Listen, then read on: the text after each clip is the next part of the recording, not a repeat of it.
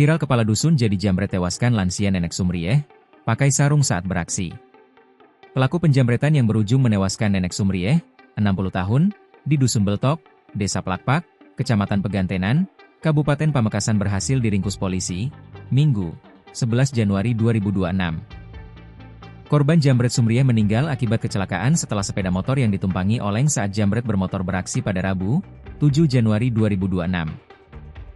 Informasi yang dihimpun Kompas.com, pelaku ditangkap jajaran Satreskrim Pamekasan di Desa Tlagah, Kecamatan Banyuates, Kabupaten Sampang pada Sabtu, 10 Januari 2026.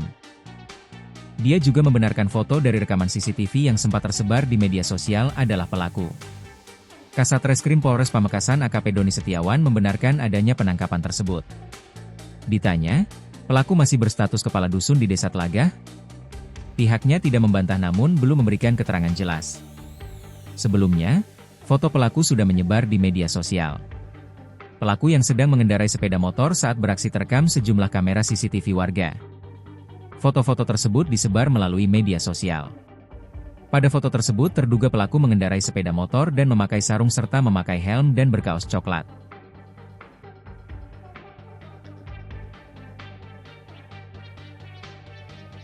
Download Tribun X sekarang, menghadirkan lokal menjadi Indonesia.